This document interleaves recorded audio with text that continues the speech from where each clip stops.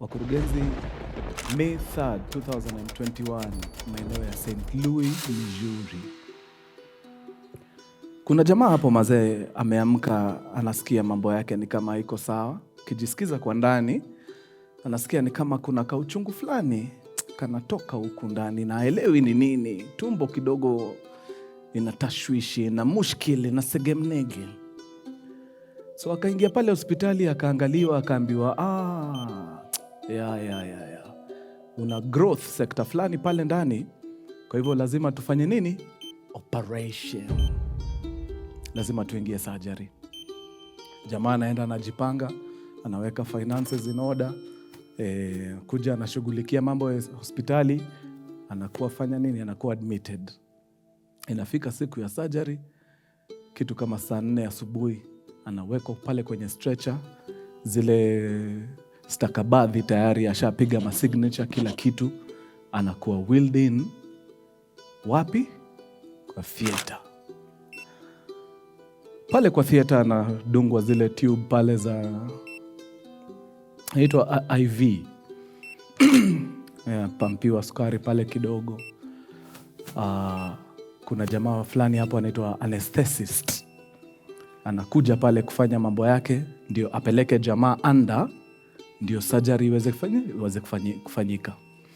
So jamaa anakuja pale na zana zake za kazi, na vile hii dawa imedesigniwa huwa inakuwa administered mara 2. Mara ya kwanza wanakupiga dawa ambayo inakuparalyze, alafu mara ya pili wanakuja wanakudunga dawa ambayo inakuzima. Sasa unaenda unapoteza fahamu, you go. So sijui ni stories zilishika pale kwa theater ama ni nini. Ule jamaa wa anesthesia alikuja akampiga ile dozi ya kwanza ya kumparalyze. Ile ya kumpeleka anda sasa, ambayo ndio iko na mapainkiller na nini na nini, wakasahau. Kidogo kidogo jamaa anawekelewa sasa pale kwenye operating table vizuri. Anaona nurses wanaitishana hapo maskapel. Anasikia lakini hawezi kufanya kitu, sababu ile drug ishamparalyze, ako immobile. Pale theater wao wanakuweka tapes fulani kwa macho ndio usifungue macho katikati, so macho zake ziko closed shut. Anajaribu kuwigo, aambia ama jamaa magadhe, wekeni kisu chini manake na wasikia. Wale majamaa hawaoni kitu, sababu ukishakuwa paralyzed ni hivyo, hata hauwezi move hata kitu. Fortunately for him, macho ilikuwa inaweza move, so akaanza kumove macho pale frantically, but unaona iko taped shut. Jamaa bana wakamfanya ile mambo hapa inaitwa antiseptic ile, akasikia kisu scalpel ikiingia vizuri ndani, akafunguliwa.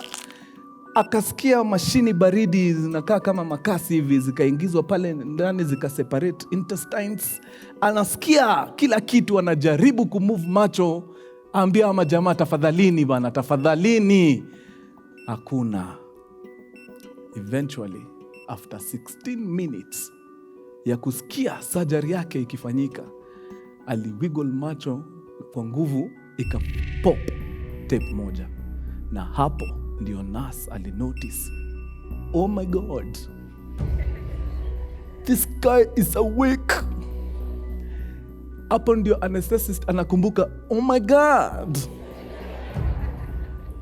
kwa nini dawa yangu ya kumweka anda bado iko full? Kai!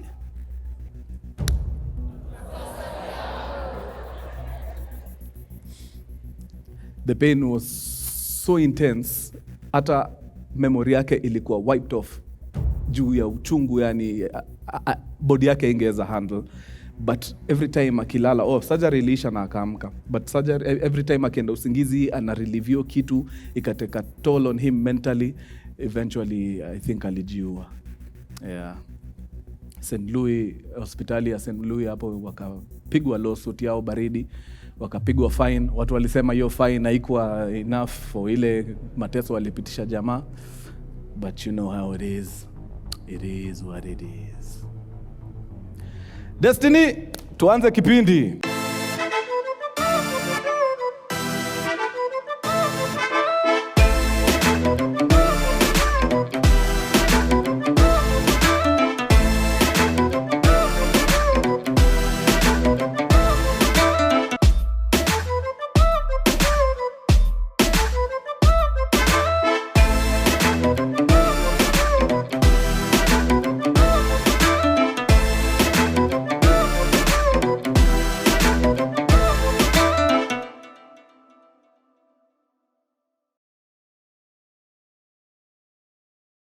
Wakurugenzi!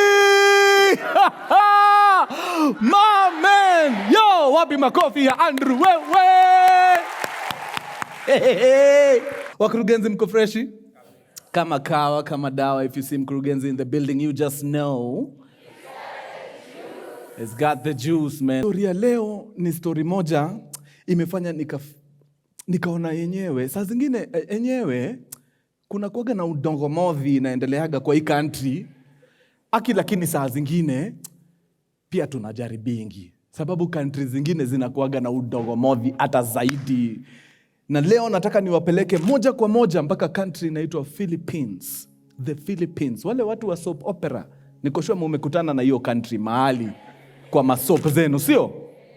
Very nice. Wadau, pale Philippines kuna basi ya tourists imepark. Mahali imepark inangoja wale tourists waende watoke excursion. Walikuwa wameenda excursion mahali fulani, so dereva amepark basi pale. Tuseme ni kama kwa city center yao pale CBD, anangojea wale watu watoke hizo malap zao za museum, wakuje waingie kwa basi, waende the next what? Destination. Korada. So dereva akiwa amebangaiza pale kwa basi, kidogo kidogo anaona wale tourists wanakuja. Mind you, hawa tourists ni tourists 20 kutoka Hong Kong. So wamekuja vizuri, wamefuatana na nani? Na afisa wa polisi. Anashindwa, afisa wa polisi mbona anafuata watu? Pengine huko mahali wametoka kulikuwa pengine kuna tashwishi, kuna mushkil nini. So anangoja kusikia kwa nini hawa watu wanafuatana na askari. Wale tourists wanakuja, wanaingia basi, hata wa acknowledge huyu askari ako area. Hawa wanaendelea tu like wanafikiria this is the norm, like hivi ndio huwa kunaendelea kama kawa. So driver ako concerned, anashinda, okay, so hamko pamoja, kwa nini anawafuata?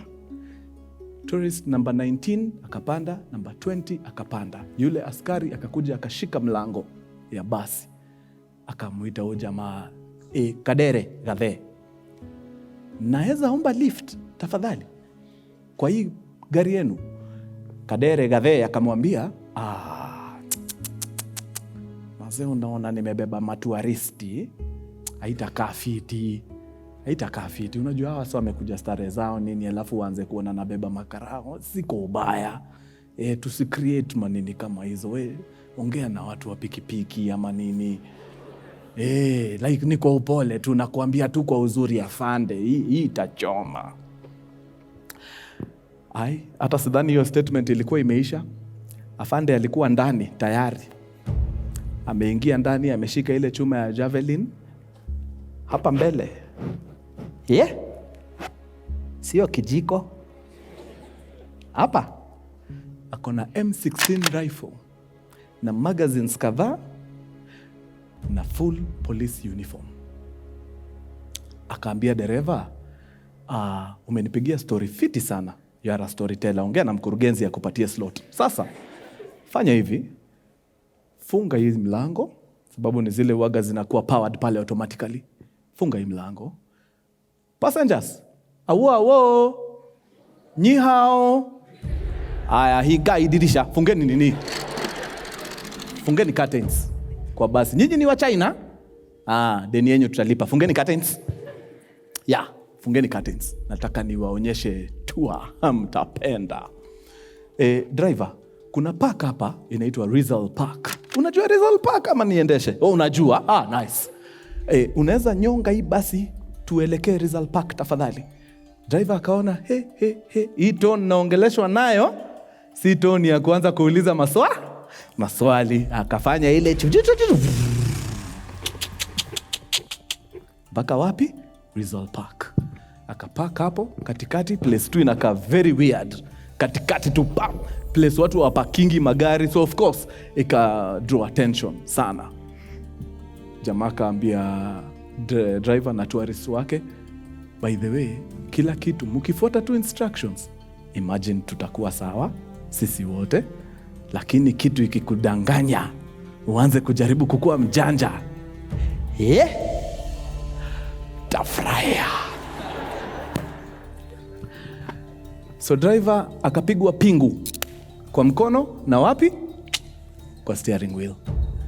Wale passengers wakaambiwa relaxini, as long as curtains zimefungwa tuko sawa. Makarao washaanza kudiscover no, kuna weird activity kwa hii park. Nini ina happen? Watu wa media wanakuanga na kierehere. Watu wanakuaga na kimbelembele, ni watu wa media. Tayari washa decipher, hapa ni kama kuna kitu. Wakapiga masimu hapo kwa maofisa nini, wakatambua, wadau, we are in a what? Hostage situation. Watu wa media.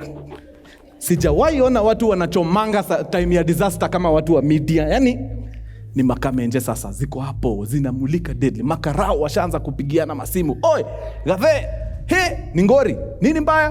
Kuna mjamaa ameteka basi na iko na tourist 20 kutoka Hong Kong na kuna watu wetu 4 hapo. Tour guides 3 na dereva, hao ni wetu.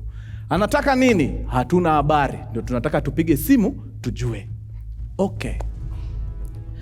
Mawasiliano. Wanakuja wanagundua huyu jamaa ni jamaa anaitwa Rolando Mendoza.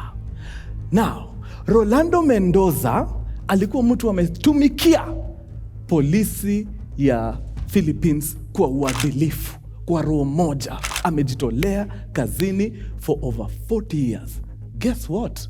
As at now, when he's taking these guys hostage, amebakisha 1 year aende retire. 1 year, like amepiga hiyo nini yote. Unfortunately for him, kukakuwa na ngori 2-3. Story ya drugs ndani ya force. Story ya corruption na extortion. Na bahati mbaya, jina yake ikakuwa mentioned pale. So alikuwa mmoja wa ile kikosi ambaye walifutwa kazi, waliachishwa kazi sababu ya illegal dealings. Ilimuuma sana, sababu amejitolea kabisa kufanyia serikali kazi na ameifanya vizuri, amebakisha 1 year retire. Kufutwa kazi saa hii inamaanisha ya kwamba unaenda nyumbani without any benefits. Rolando Mendoza anapiga hiyo hesabu, anaona haiwezi ingia. Na Mungu anajua mimi sikuwa kwa hiyo kikosi ya watu walikuwa wanafanya hiyo mambo ya drugs na extortion. Lazima munisikize. So Rolando Mendoza anaanza kukimbia kwa ofisi ya mtu anaitwa the ombudsman. Hata hapa Kenya tunakuwaga na ombudsman. So ombudsman wa huko anashinda huko mazee na makaratasi. Mdos, ona mazee mpaka evidence ndio hii. Mimi sikuwa kwa hizo dealings. Hakuna witness mention mahali. Kwa nini mnanikimbiza nyumbani? Nimefanya kazi vizuri, nimebakisha 1 mwaka niende nyumbani. Mnataka kunitoa nini kwa mdomo, retirement yangu kwa mdomo, tafadhali haki. Ombudsman anamwambia bana, mambo ikishafanyika ishafanyika, we pole. Si wanasemaga mti inaangukiaga waliomo na wasiokuemo. Umeangukiwa na mti gave. Rolando Mendoza haoni vile. Ndio hii siku akaamua, you know what? Hawa watu watanisikiza whether they like it or not. Ndio akaandama wale tourists, akaingia kwa basi nao, akakomandia hii basi, akaitoa kule, akaileta hapa kwa hii Rizal Park, akaipark katikati, ndio asikizwe. Makarao washajua ni nani huyu, ni Rolando Mendoza. Wakatafuta colleagues wake, wale walifanya kazi nao na yeye pamoja, wakaita watu 2 pale. Mmoja wao alikuwa ni colonel fulani, Kano, wanamuita Kano. Mbona inaandikwa colonel na inapronouncewa Kano? English wanapenda kuwaste maneno, letters sana, for no reason. Anyway, Kano amekuja na mwenzake hapa. Hawa 2 walikuwa wanafanya kazi na Mendoza, wanamjua vizuri sana. Wakaenda wakashika ile ahuja hizi za campaign. Unajua hizo? Tutapakia barabara kala pink. Kaambia Mendoza, Arif.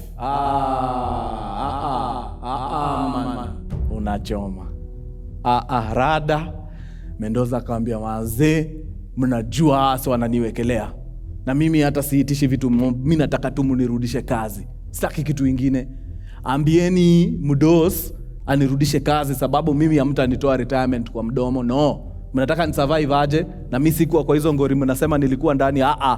Ongeeni na Mudos, mwambie the only way hii kitu itaisha vizuri ni mkinirudisha kazi. Kano akaambia, hiyo tu. Worry no more, man. You know why? I got you man. Simu very fast. Pa. Pigia nani? Deputy mayor. Deputy mayor ambiwa, oya, Mendoza ameshika nare. Hey, mbaya. Fanya hivi, enda kwa ombudsman, mwambie Mendoza amesema anataka A, B, C. Bas, siongeze kitu, usipunguze kitu. Hiyo ndio kitu Mendoza anataka, hii story tumalize. Hiyo pekee? Haina mambo. Deputy mayor, hii kitu wewe, paka wapi? Kwa ombudsman. Kaingia pale kwa ombudsman akamwambia, gathe, umekuwa ukiona news huyo mjamaa anasema mumrudishe kazi tafadhali, otherwise watu watakipatapata. Ombudsman akaangalia akaona okay. Sawa, ina mambo. Wacha nifikirie mambo yake, alafu I'll get back to you.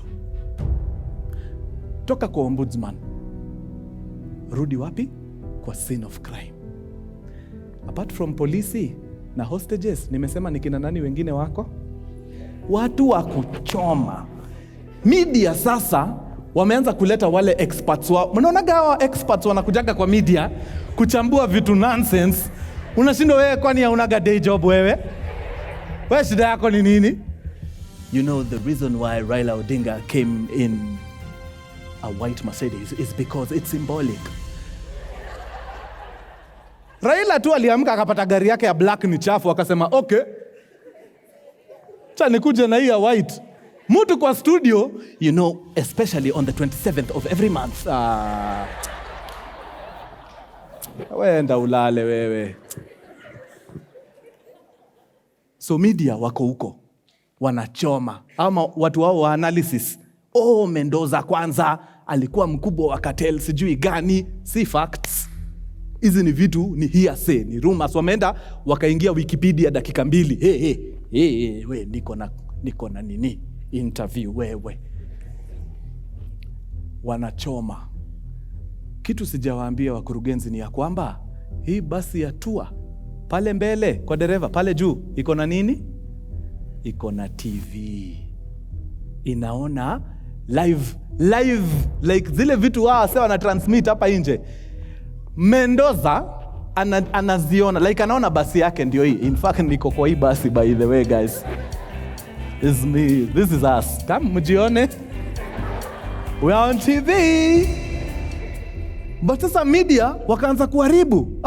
Wanaanza kumuita majina azifai, wanaanza Mendoza akajama. Hapana, wewe hizi ni nini mnasema? Mnadanganya. Akaingia kwa simu call Kano. Si ndio negotiator at this point. Kano bana, watu wa media wanasema nonsense. Fanya hivi, niitie wawili wao wakuje hapa niwapatie story vile iko. Mambo wanaenda kuniongelea huko, hata hawajui ni shida zangu ni gani, wameenda tu kuropoko huko kwa studio. Waite hapa, mimi niwapatie story vile iko. Na akarelay the same information to media houses. Akasema watu wa media mukate hii kayumbet, mukuje hapa niwaambie kwa nini ninafanya hivi. Of course watu wa media unajua kimbele lazima, lakini security wakawaambia you are dealing with an armed and dangerous man. Hatuwezi kubali muingie hapo. Haya. Tuliteka basi sijui saa 4. Saa hii ni saa 7, media bado. Mendoza anashindwa, si nilisema media wakuje hapa bana. Kwani kunaenda namna gani? Unajua kumeenda kukakua. Mna mchezo. Fanyeni hivi Saa 9 ikifika kama watu wa media wajaingia hapa. Kuna mtu hapa atakula mahindi. Hapa niko na watu 20 na risasi nyingi sana. Mbembe watakula. Saa 9. Nimewaambia saa 9.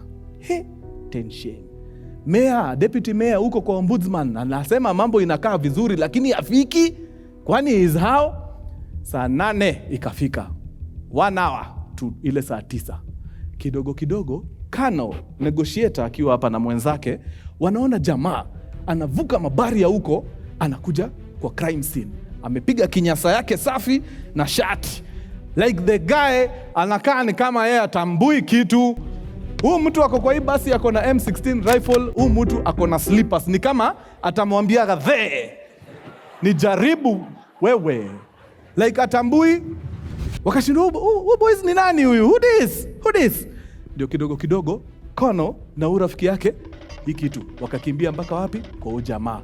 So wakamsimamisha, oya, buda unaenda wapi? Hii ni active crime scene mtu yangu, unaingia hapa tu na maslippers. Akaambia, oye chill. Mimi naitwa Gregorio Mendoza. Rolando Mendoza ni brother yangu.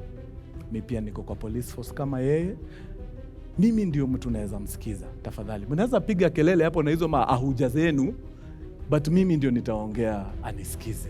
Wakapiga hesabu wakaona, yeah, you are right. You are right wena. Uko na bunduki. Hiyo ni bunduki toa. Bunduki ikatolewa. Of course Gregorio anataka kushikilia bunduki yake isiende kidogo. Altercation wewe. Bunduki ikaenda. Watu wa media watapitwa na hiyo. Gave. Wana relay nini? Live feed. Nani anawatch akiwa kwa basi? Mendoza. Anaitranslate aje? Polisi wana harass brother yangu. Haya. Bahati. Ile saa 9 Mendoza akasikizwa na brother yake. Brother yake akamwambia, bana, hii mambo ya saa 9 wachana nayo. Sasa mimi niko ndani, mimi ndio nakutetea. Watatusikiza. So wewe niwachie. Nasikia kuna good news inatoka kwa office of the ombudsman, so wewe usiwe na pressure. Ameconfirm mambo yako itakuwa sawa. For sure. Okay. Ndio hata nyinyi mjue mimi si msemzi, mimi ni mtu pia niko na maadili, na release hostages 6. Sababu nimepromisiwa kwa ombudsman mambo inaenda sawa. 6 hostages nje. 2 crew members nje. So mtu 8 wanatoka. Basi ilikuwa na mtu 20, crew 4. 6 hostages wametoka. 2 crew members wametoka. So tumebakisha watu wangapi hapo? 16 Yes. Watu 16. Kwa hawa 16 crew wamebaki 2 na 14 ni tourists. Haya. Mendoza ameachilia wale wa matouristi wale. Mambo inaanza kukaa vizuri. Saa 12 jioni barua inafika kutoka kwa ombudsman. Right before hii barua ifike, kuna reporter wa radio. Watu wa radio hawanaga kierere sana sababu hawana picha ya kukuonyesha anyway. But alipata design tu aka reach Mendoza akamuuliza, "Kave, mazee tumecheki bana malilio yako nini, tunakufeel hiza mazee, lakini mimi na swali moja jo. Outcome ya ombudsman ina affect hawa sana." Nani akaambia relax. Ombudsman haezi kataa mambo yangu. Nishamfanish na sufficient evidence ya kuonyesha kwamba mimi sikuwa kwa hizo ngori. So vitu zitaisha fiti. Wewe usijaribu kupanic, mambo iko sawa. Haya. Amemaliza tu kusema hivyo. Barua imetoka kwa ombudsman, imefika. Amepatiwa. Bado ako on call na huyu reporter wa radio.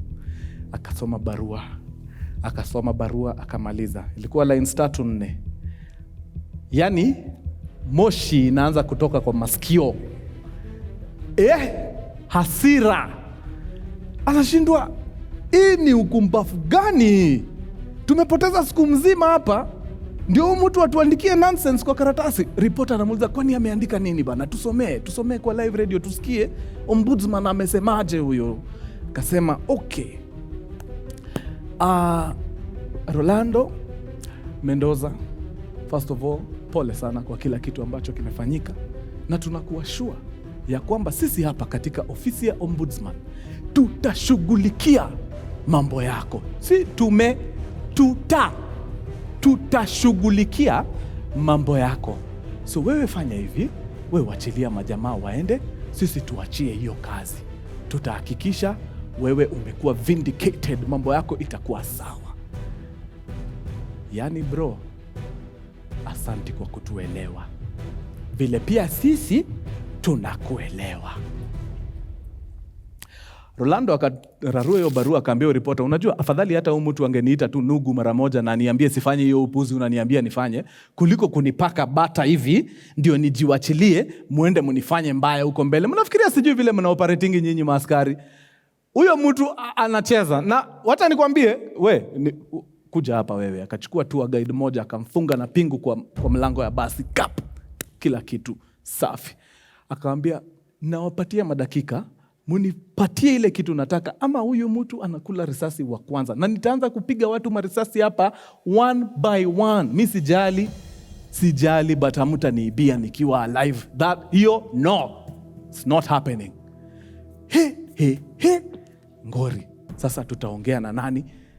Kano huyu wa kujitetea hapa, huyu mediator. Akamwambia, Gathe, cheki, fanya hivi, usiende yo direction. Mimi naweza ongea na mdosi wetu, like equivalent yake Kenya ni Inspector General of Police, uko wanamuita jina ingine something ground commander. Nikashindwa kwa nini ground like ukarawa hawezi kukushika mkipanda first floor.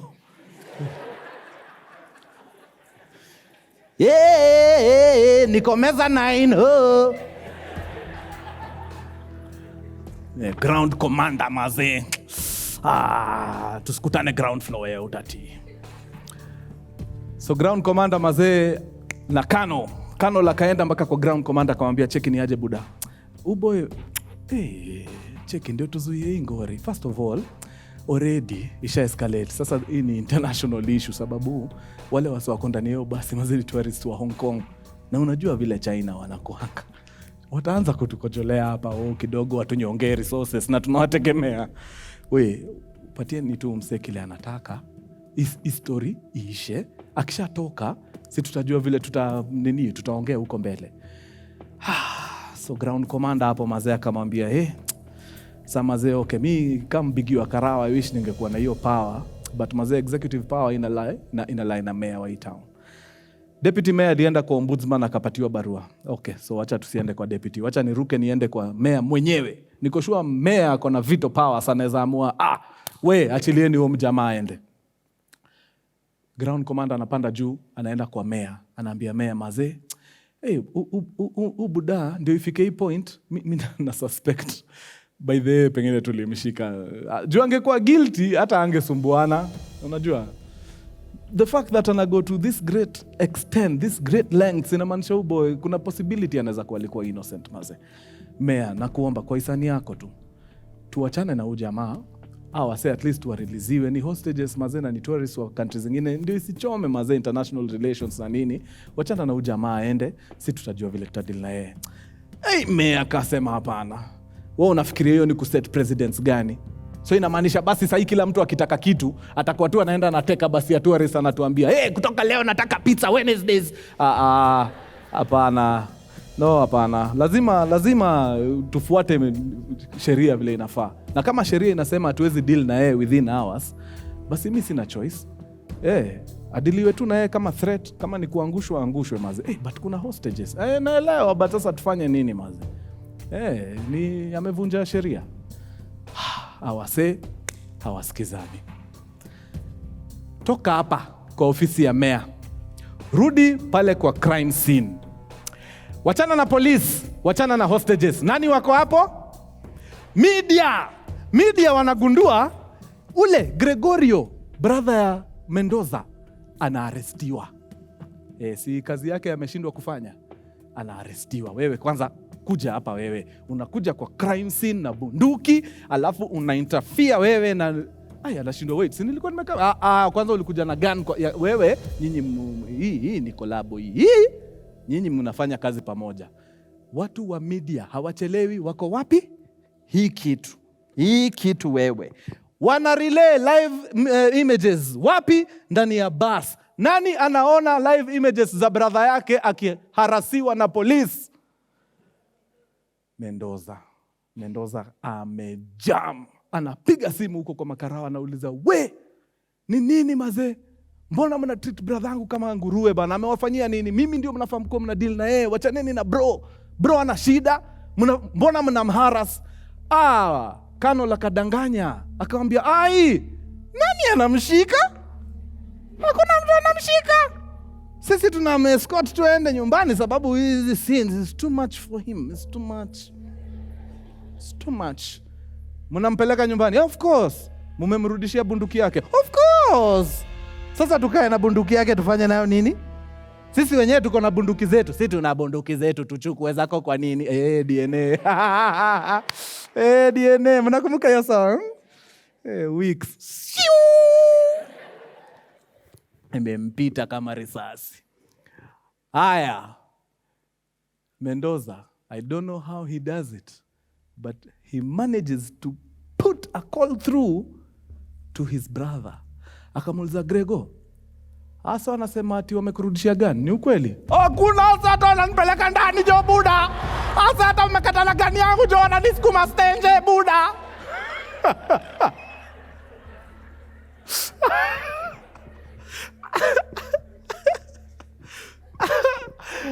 Mazena alia kajam. Mendoza, we, mnanidanganya. Kwanza we Kano, wende umekuwa negotiator hii time yote, unanivako. Negotiator unanidanganya. By the way, sioni vitu zikiisha vizuri hapa. Mimi nimejaribu kureason na nyinyi kama binadamu, mumekataa kusikia. Whatever will happen in this bus, shauri yenu. Saa hizo, makarao wamefika ile point ya ni kungori. No more negotiations zinaweza saidia. Sasa itabidi assault, roho safi. So panga kikosi. Philippines wako na watu wanaitwa SWAT team. Not as equipped as the American SWAT, but wanajaribu. Ni watu wanaweza tawanya watu wa university wa kirayot nini. Not try. But sasa wako na kikosi yao mbaya inaitwa SAF. Na kula credit ya watu huko. No. So SAF. Hapana. Nyinyi sasa mna overthink. SAF sasa ni Special Assault Force. Special something force. Special. Mtaniambia hiyo hapo kwa comment ni nini. But ni Special something force. Airline? Airtime force. Special airtime force.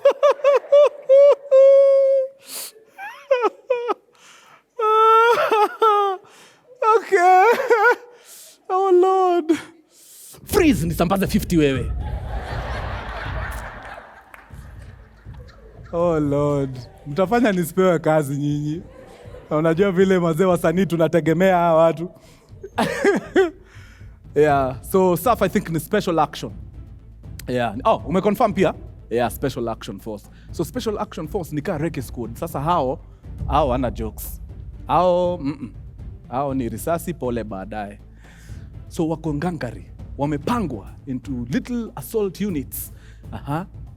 SAF, nyinyi kaeni kando hapo. Kaeni standby. SWAT mko wapi?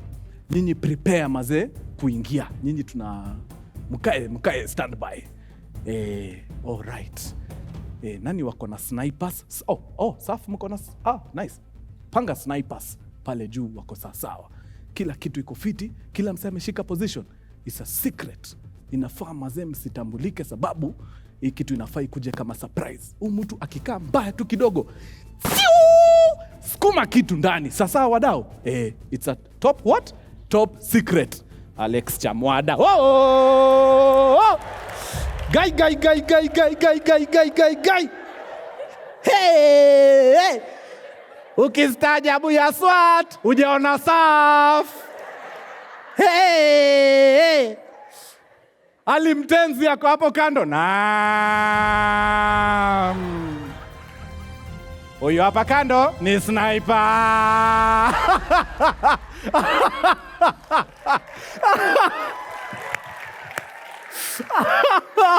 Oh Lord. Mendoza ako kwa basi anashindwa. Pics. We. No. Mimi niko peke yangu. Mbona snipers? We. Staki your jokes. No, I don't want. Hao watakula mahindi. We. Snipers watoke huko. We, watu wa news, gonga huyo mtu hapo kando, mwambie atoke hapo namuona. Mzee Mendoza anashindwa asa wanadu. Mimi niko hapa najaribu kumaintain asa wanaendelea tu kunikasirisha, wananikasirisha. Tafadhalini. Hapana jaribu.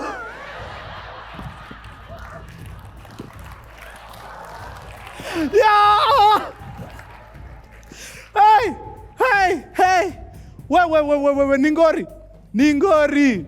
He, Mendoza akaona hapa kimeumana. Hapa ni noma. Wale wana harass brother yangu, masniper ndio wanataka kunimaliza. Hiki tunatoka hapa alive kweli? Uongo. No. Hey no. Snipers wote. SWAT. SAF, nimeitiwa SAF mimi. Tricky sana. Oya wadau mazee, nimejaribu kuresolve na nyinyi lakini mmekataa. It's unfortunate mazee, lakini bana imebidi jo. Juu najua hata nikijitoa hapa na pingu mtanifanya mbaya. But yo, it's been real. Proceeds to shoot indiscriminately inside the bus. So mazee kukatulia kidogo. Hey, at the front of the bus kuna driver alikuwa amepigwa hii kitu. Wadau, adrenaline ikiingia una losing weight. Pingu ilikuwa imemshika vizuri, ilikuja ikakuwa bangili. Alipiga tu hii kitu wewe. Wewe. Toka. Angalia nyuma, ona Mendoza ako huko mazee amejam, anapiga tu malapu huko. Akakadirisha kama dereva kana kuanga hapa. Si mnakajua? Wananulianga tropicals hapo. Nipatie tatu. Akakapiga tu sha. Akapiga tena, akaangalia rear view, akaona Mendoza haangalii. Wata nikwambia alipiga breaststroke nje ya gas.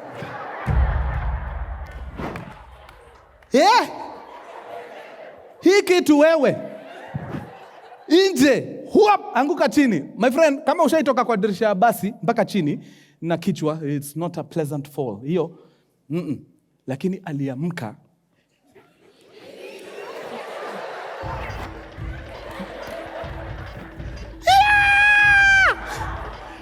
Hoi makathe, guy. Makarawana, come. Kujie, guy. Munaniambia. Huyu mtu anaweza nigeukia. Akakuja akashikwa. Wap. Kuko aje. Yo, amemaliza. Wote. Gone. Nothing gone. Wote. Hakuna mtu amebaki. Amefagia. Ni Mungu, ni bahati yake mimi nimebaki. Alinisahau hapo kwa dereva. Aya. Nionyeshe ni mamlaka chapa ile kwa wapi. Kanisa straight. Hey. Ni noma. Okay. Boys, kujeni. Chamoda, toka hapa. Kwenda kabisa. Tuna need sasa kuingia. Amemaliza kila mtu, so tuna deal na yeye peke yake, which is a bit simpler. Tukacheze aje? Commander. Ule ground commander akakuja. Akasema, fact nimefikiria nikaona hatu need SAF. SAF hiyo ni kuua nyundo na kuua umbu na nyundo. Hakuna haja. Tucheze na SWAT. SWAT wako Gomba. So ni sisi. Guys, sisi ndio tunafaa tuingie. Mazee hata tujajipanga hapo, hatuna silaha fiti. Si tuliona safu wako area tukajua. Si sawa. Wala ni sisi. Can cheat can die. Aya. Okay, sawa. Weka nini vizuri. Haya. Iko sawa. Uko na smoke bomb. Aya.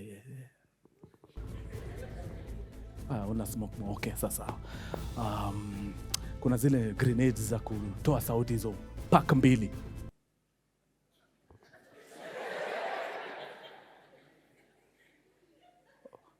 Okay, kuja basi na risasi. Sawa. Hizo ziko. Utaki nyundo na nyundo bigi buda. Kakuja hapo mazee na sledgehammer na marisasi zao, hizo tu ndio ziko. Safu wako huko sasa, gesa tuna kazi, so wakarudi Gomba, wakarudi kitu. So watu wakaenda nyuma ya basi. Sasa tunataka tuingie ndani ya hii basi mazee, tumalizane na mtu. Mtu atafurahia. Ako peke yake, na sisi tuko ngapi? 1 2 3 4 5 6 7, 8, 9. Hii ni kikosi fiti. Haya, uko na ile kitu, ile shield ile. Very nice. Leta hiyo nyundo. Gonga idirisha wewe. Gonga. Wap. Here. Ai, kwani idirisha ni ya mabati? Sasa idirisha jo ivunjiki jo. Wap. Wakajaribu wakaunda ka space. Haya, nice. Leta kangazi wewe. We, mtu wa hii kitu. Hii aka shield. Kuja, wewe ndio utaingia wa kwanza. Haina mambo. Panda ngazi. Ingia. Kutana na risasi 15.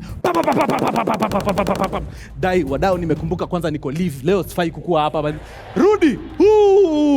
Toka huko. Kabisa, enda back of the line. Hakuna mtu anataka hiyo kazi. Okay, leta hiyo nyundo. Leta hapa ni noma. Hii dirisha ni kubwa hapa, atatandika fiti. Twende mbele. Wapi? Kwa mlango. Oh, nice. Mbele kwa mlango. Leta sledgehammer wewe. Gonga mlango. Iko. Hua.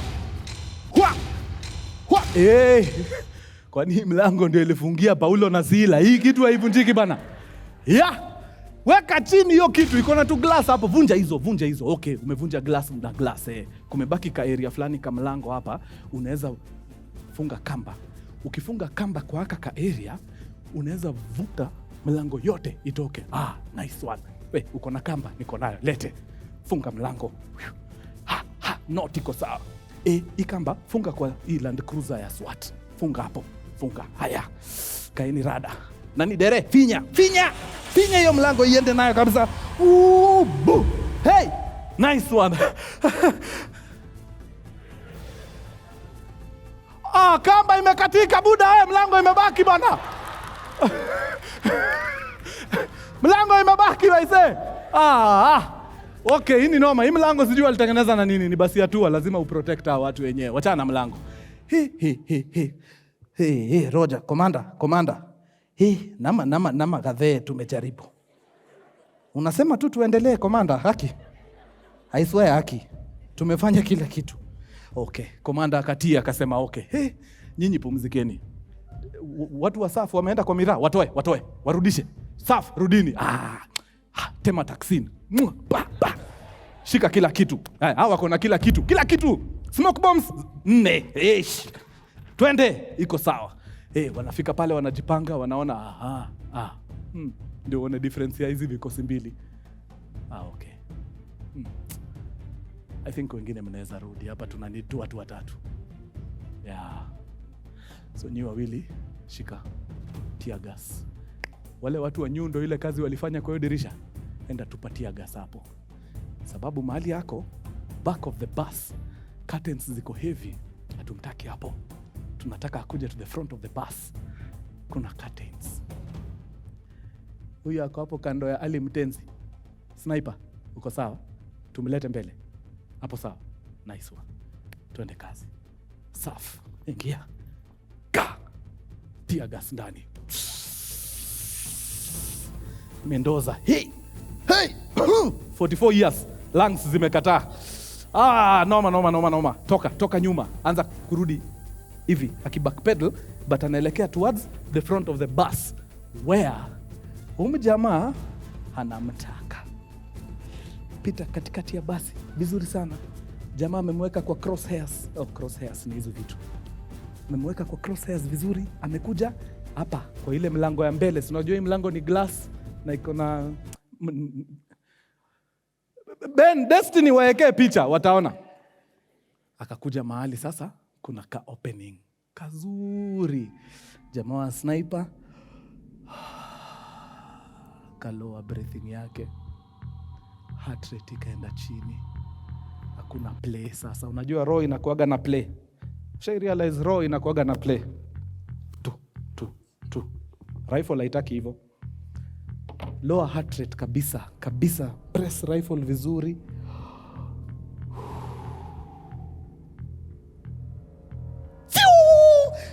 Headshot. Iko out. Finished. Kazi kuisha. Nani amenionea mahali nimetema hiyo taksin sababu my work here is done. Weka rifle kwa mgongo, sniper ondokea. Rolando Mendoza pigwa moja safi ya kichwa, amehang nje ya basi. Half ya mwili yake iko nje ya basi hapo kwa hiyo mlango yenye walivunja na nyundo. the other half iko bado ndani ya basi, amebleed, amededi. Wale watu ambao wako wana vifaa wako wapi? SWAT, kujeni. Ingieni ndani sasa muanze kutoa bodies. SWAT wanaingia, wanapata watu wako alive. 8 hostages. Unfortunately walishikwa na hiyo crossfire. But 8 alive and breathing, wako sawa. Walikuwa tu wame-maintain. Juu waliambiwa time yote kuna disaster, make yourself small, ndio usijaribu ku-draw attention kwako. So walikuwa na nyongo na tear gas, lakini hakuna hata kusneeze ama kukohoa. Na kwama hivyo. So watu wakaingia, wakatoa 8 tourists nje, au wengine wakapelekwa kwa morgue mazee. Na hiyo siege, hiyo hostage situation ikakuwa neutralized hapo. But sasa lazima turudi chini tujiulize, had we done things a bit different, tungekuwa na matokeo iko afadhali? Ombudsman akaekwa kwa meza. Akaulizwa, kwa nini mazee huku grant umse wishes zake? Ndio hii kitu ishe, tungekuwa nao tourist wote, tungepoteza hata mmoja. Ikatambulika ya kwamba chini ya maji aliambia Mendoza, "Kadhe, kesi yako nitaishughulikia ndio, lakini lazima unikanje." Sana. Ombudsman ndani. Ground commander, hebu come. Tumetoa SAF all the way kutoka Roiro. Wewe unakuja hapa dakika ya mwisho unasema hapana, wacha anti-stock theft wa deal na hii. Rada, unajua nilikuwa kidogo nimeunderestimate hii kitu, unajua mazee saa ingine pia kwa line ya duty jo unaweza changanyika. You just shut up. Wachisha umutu kazi. Na retirement benefits pia yeye nje. Fenda kabisa. Mea ako wapi? Mbona mazee kitu ili escalate hivi? Unajua sasa China wameanza kutukasirikia juu tumeua watu hawa 8. Sasa ndio China waone nimefanya kitu, lazima uende nyumbani bro. Lazima uende home. Otherwise China watasema pia mimi naleta mchezo kwa kazi. Huyu ni President Aquino wanasema hivi. Akaambia Mea, shika. Kufika Matu ni how much?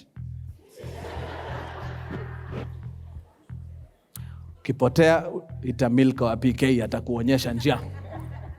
Anajua Matu siku hizi. Na hiyo story ikaishia hivyo. Tulipoteza watu hiyo siku. Things could have been done better. But kumbe ile umbwakni iko Kenya, pia iko hizi nchi zingine. Sijui kama hiyo inatupatia hope, I don't know. But hapo ndio tunakafungia wadau. Imekuwa true sana mazee, nimependa. God our bless sana juu ya kuhang around na mimi mazee. Tuonane in a few. God our bless. Kama imekubamba kuja na Mbogi mazee, wakuje wafanye mambo pale, washuhudie, waone vitu safi. Ikikubamba zaidi, wecheza na hiyo msape hapo bana, watu wanone ama namna gani wadau. Na watambua sana nyinyi wa true. Adios muchachos. Peace.